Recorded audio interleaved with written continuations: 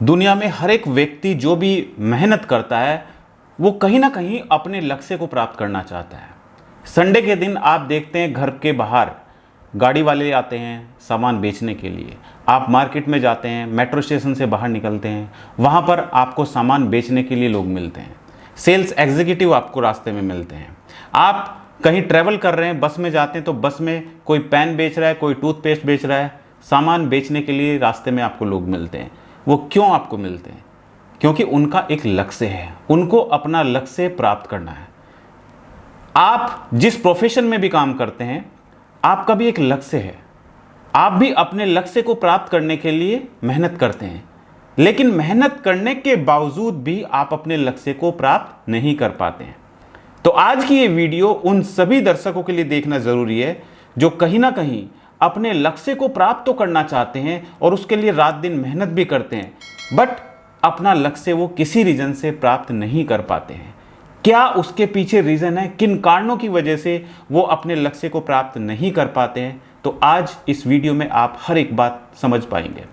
तो दोस्तों, अगर आप भी कहीं ना कहीं कोई प्रोडक्ट बेचते हैं, आप भी कहीं ना कहीं डायरेक्ट सेलिंग में है या मल्टी लेवल मार्केटिंग में या फिर इंश्योरेंस सेक्टर में है, तो ये वीडियो आपको लास्ट तक पूरी देखनी है। वीडियो बिल्कुल स्किप नहीं करना है, और वीडियो अच्छा लगे तो वीडियो को अपने कलीग्स के साथ में, अपने दोस्तों के साथ में, अपने डीओ के साथ में, अपने सेल्स मैनेजर के साथ में जरूर शेयर कीजिए, क्योंकि ये जानकारी बाकी दूसरे लोगों तक भी पहुंच पाए। आज हम बात करते हैं कि लक्ष्य को कैसे हासिल किया जाए।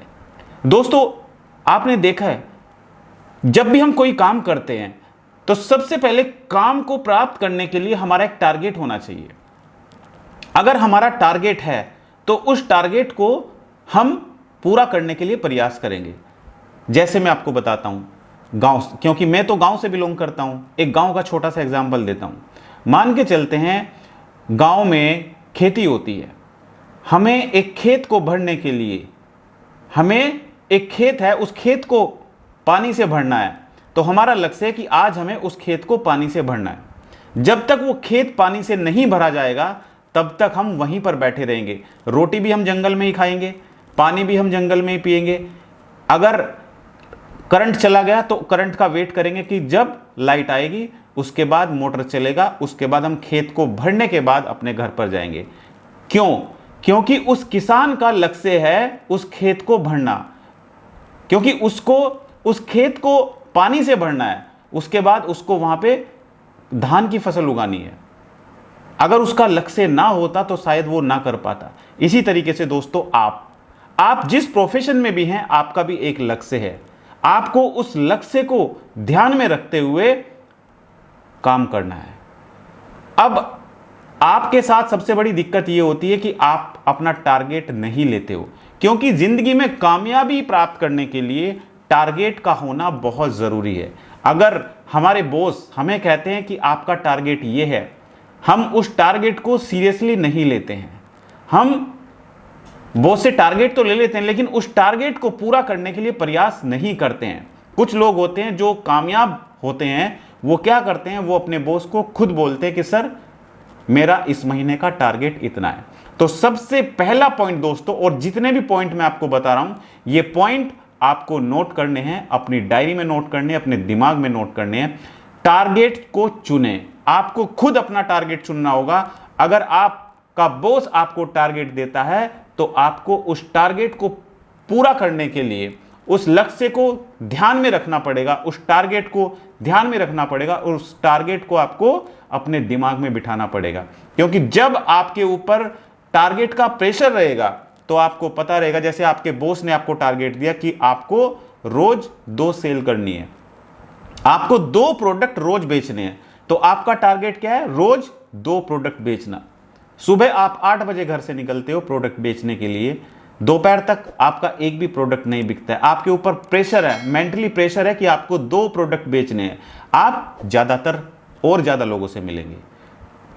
आप में से ज्यादा लोग यही करते हैं ना कि अगर टारगेट पूरा नहीं होता है तो क्या हम काम छोड़ के घर पे बैठ जाएंगे? नहीं, उसको पूरा करने के लिए हम और मेहनत करेंगे। अगर हम 10 लोगों से मिले अभी तक, तो बाकी जो समय बचा हम कोशिश करेंगे कि हम और ज्यादा लोगों से मिलें, क्योंकि आज मुझे टारगेट पूरा करना ही करना है किसी भी कीमत पर।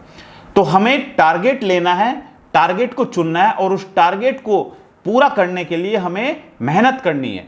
तो पहला पॉइंट है, अपने टारगेट को खुद चुने, टारगेट को अपने बॉस से लें और अपने बॉस को वही कमिटमेंट दें जो कमिटमेंट आप पूरा कर पाए। दूसरा पॉइंट है बहानेबाजी।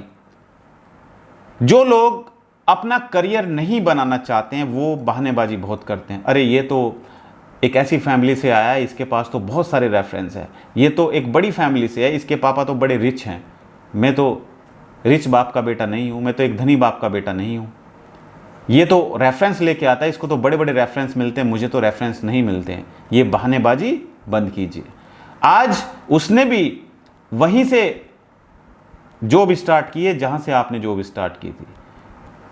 बारिश हो रही है, बारिश में सर आज बारिश है मैं आ नहीं पाऊंगा, सर्दी ज़्यादा है सर आज सर्दी ज़्यादा है मैं नहीं आ पाऊंगा, सर आज मेरी तबीयत ख़राब है मैं नहीं आ पाऊंगा। ये अगर बहानेबाजी आप अपने बॉस के साथ करेंगे, अपनी जॉब के साथ करेंगे, तो याद रखना ज़िंदगी में कभी कामयाब नहीं हो पाएंगे। परिस्थितियां कैसी भी हो, कैसी भी परिस्थितियां हो, आपको उन परिस्थितियों का सामना करना है और सिर्फ आपको एक ही लक्ष्य दिखाई देना चाहिए, आपकी मंजिल, आपका टारगेट, आपको कहां पहुंचना है वही दिखाई देना चाहिए। जिस तरीके से अर्जुन को सिर्फ मछली की आंख दिखाई दे रही थी, उसको कुछ और दिखाई नहीं दे रहा था आसपास, उसको सिर्फ मछली की आंख दिखाई दे रही थी। और अर्जुन ने जब तीर लगाया, तीर का निशाना लगाया, तो सीधे मछली की आंख पर जाकर वो तीर लगा। इसी तरीके से आपका लक्ष्य, आपका टारगेट सिर्फ आपको दिखाई देना चाहिए। आसपास अगल बगल क्या हो रहा है उससे आपको कोई मतलब नहीं है, सिर्फ आपका लक्ष्य ही आपको दिखाई देना चाहिए। पॉइंट नंबर 3 दोस्तों, बहुत इंपॉर्टेंट पॉइंट है। आपके बॉस ने आपको टारगेट तो दे दिया, टारगेट आपने ले भी लिया। अब उस टारगेट को पूरा करने के लिए, घर बैठ के तो टारगेट पूरा नहीं होगा, उस टारगेट को पूरा करने के लिए आपको कुछ मार्केटिंग स्ट्रेटजी अपनानी पड़ेगी, कुछ मार्केटिंग के तरीके अपनाने पड़ेंगे। तो आपको बैठकर अपने बॉस के साथ में एक मीटिंग करनी होगी, अपने बॉस से डिस्कस करना होगा कि सर किस तरीके से, ऐसी कौन सी मार्केटिंग, किस तरीके से मार्केटिंग करूं मैं कि मैं ज्यादा लोगों तक पहुंच पाऊं। कुछ लोग फिजिकली मेहनत करते हैं, कुछ लोग स्मार्ट वर्क करते हैं, कुछ लोग डिजिटल मार्केटिंग से अपनी मार्केटिंग करते हैं। जैसे जैसे टेक्नोलॉजी चेंज होती जा रही है उसी तरीके से हमें अपने आप को बदलना पड़ेगा। तो हमें मार्केटिंग स्ट्रेटजी बनानी पड़ेगी। पॉइंट नंबर 4 है दोस्तों, कुछ लोग सिर्फ सोचते रह जाते हैं, मैं ये कर दूंगा, मैं वो कर दूंगा, ये मेरा कलीग इस महीने मुझसे आगे निकल गया, कोई बात नहीं, अगले महीने तो मैं छप्पर फाड़ दूंगा, अगले महीने तो मैं ये कर दूंगा, वो कर दूंगा। लेकिन सिर्फ सोचते रह जाते हैं, करते कुछ नहीं है, सिर्फ सोचते हैं। तो आपको सोचने की बजाय आपको एक्शन लेना पड़ेगा, और एक्शन आज से ही लेना पड़ेगा। ये नहीं कि मैं 10 दिन के बाद ये कर दूंगा, 15 दिन के बाद ये कर दूंगा, 20 दिन के बाद ये कर दूंगा। करना है तो अभी से करना है, आज से ही करना है, इसी समय से ही करना है, क्योंकि कल कभी नहीं आता है। कुछ लोग कल के ऊपर छोड़ देते हैं, आज नहीं करूंगा, आज तो तबीयत ढीली है, कल से मैं काम करूंगा। कल बॉस फिर आपको बोलेंगे सर आज थोड़ा सा फैमिली में प्रॉब्लम थी तो आज नहीं कर पाऊंगा, कल फिर करूंगा। तो इस तरीके से आपको ये बहानेबाजी छोड़नी है, और जो आप सोच रहे हैं सिर्फ सोच कर ही अपना समय व्यतीत ना करें, सोचने की बजाय आप एक्शन जरूर लें। पॉइंट नंबर 5 है दोस्तों, पॉइंट नंबर 5, अपने लक्ष्य को हासिल करने के लिए आपके पास कस्टमर्स होने चाहिए। और कस्टमर कैसे होंगे ये आप भली भांति जानते हैं। जितने भी लोग मेरी ये वीडियो देख रहे हैं तो इसका मतलब है कि कहीं ना कहीं आप सेल्स से जुड़े हुए हैं, सेल्स में आप काम करते हैं, आप कोई ना कोई प्रोडक्ट बेचते हैं। अब प्रोडक्ट बेचने के लिए आप अभी तक किस तरीके से काम कर रहे हैं ये आप जानते हैं। आप फिजिकल मेहनत कर रहे हैं, फिजिकल एक्टिविटी कर रहे हैं, घर घर जाके लोगों से मिल रहे हैं, डोर टू डोर कैंपेन चला रहे हैं, कैनोपी लगा रहे हैं, कंपनी टू कंपनी जा रहे हैं, ऑफिस टू ऑफिस जा रहे हैं, ट्रैवल कर रहे हैं तो वहां पर लोगों से बात कर रहे हैं। कुछ लोग ऑफिस में बैठ के पूरा दिन उठ के आ जाते हैं, पूरा दिन ऑफिस में बैठ के ही निकाल देते हैं गपशप लड़ाने में अपने कलीग्स के साथ में। क्या हासिल हो रहा है इससे? इससे आपकी लाइफ का एक एक दिन कम होता जा रहा है और जो समय आपका निकलता जा रहा है ये समय आपको दोबारा नहीं मिलेगा। तो हमें ध्यान रखना है कि कस्टमर को हम किस तरीके से ढूंढें। कस्टमर को ढूंढने के बहुत सारे तरीके हैं। आजकल आप देखते हो टीवी में एडवर्टाइजमेंट आता है, आजकल आप देखते हो एफएम रेडियो पे एडवर्टाइजमेंट आता है, आजकल आप सोशल मीडिया चलाते हो, फेसबुक चलाते हो, ट्विटर चलाते हो, लिंक्डइन चलाते हो, गूगल चलाते हो, यूट्यूब चलाते हो, हर जगह एडवर्टाइजमेंट आता है। कुछ लोग डायरेक्ट मार्केटिंग करते हैं। तो तरीका आप कोई भी अपना सकते हैं, जो भी तरीका आपको अच्छा लगे वो तरीका अपना सकते हैं, लेकिन कम समय में कम पैसे में ज़्यादा लोगों तक पहुंचने के लिए सिर्फ एक ही तरीका है, ऑनलाइन एडवर्टाइजमेंट। सोशल मीडिया पर, सोशल मीडिया पर अपने आप को एक्टिव रखिए, सोशल मीडिया पर नए नए पोस्ट डालिए, सोशल मीडिया पर कुछ ऐसी पोस्ट डालिए जिसमें लोग इंटरेस्टेड हों, लोग एंगेज रहें। बोरिंग कंटेंट आप डाल रहे हो सोशल मीडिया पर, उसको लोग देखेंगे ही नहीं। कुछ इंटरेस्टिंग कंटेंट होना चाहिए। आजकल कंपटीशन इतना ज़्यादा है कि लोग उसी चीज़ को पसंद करते हैं जो नया आता है। तो सोशल मीडिया पर आप एडवर्टाइजमेंट चलाइए, क्योंकि सोशल मीडिया पर एडवर्टाइजमेंट चलाकर ही आपको ज़्यादा कस्टमर मिल सकते हैं। मेरा पॉइंट नंबर 6 है दोस्तों, हमेशा रोज नहीं तो 2 या 3 दिन में अपने बॉस के साथ बैठें। अपने बॉस के साथ पूरा डाटा लेकर बैठें। जितने लोगों से आप रोज मिल रहे हो उनका डाटा लेकर बैठें, उनका फीडबैक आपके पास होगा। अपने बॉस से डिस्कस करें कि सर इस एरिया में मैं गया था, इतने लोगों से मिला, इन लोगों का ये रेस्पॉन्स आ रहा है। अब सर मुझे क्या तरीका अपनाना चाहिए, किस तरीके से मैं इन डील को क्लोज कर पाऊँ। कुछ जो सेल्स एग्जीक्यूटिव होते हैं वो लोगों से तो मिलते रहते हैं, उनके पास डाटा भी आता रहता है, लेकिन वो उसको रेगुलर फॉलोअप नहीं कर पाते हैं। फॉलोअप नहीं करेंगे, आपके पास आप 100 लोगों से मिल चुके हो, उन 100 लोगों में से 10 लोग ऐसे हैं जो इंटरेस्टेड हैं, जिनको लेना है, लेकिन अभी नहीं लेना है, 1 हफ्ते के बाद लेना है या 1 महीने के बाद लेना है। लेकिन आप उस डाटा पर कॉल ही नहीं करते हो, आप उस डाटा को फॉलोअप ही नहीं करते हो, आपने तो छोड़ दिया वो डाटा। कल क्योंकि सेल्स एग्जीक्यूटिव तो रोज घूमते हैं मार्केट में, ऐसा थोड़ा है कि आपकी कंपनी में सिर्फ आप ही काम कर रहे हो, आपके जैसे हजारों लोग काम कर रहे हैं। आप आज मिल के आए, कल दूसरा आदमी चला गया, वो विजिटिंग कार्ड दे के आया, उसको बताया, उसको सेटिस्फाई करके आया और उसने अपना प्रोडक्ट बेच दिया। आप उसको फॉलोअप नहीं कर पाए।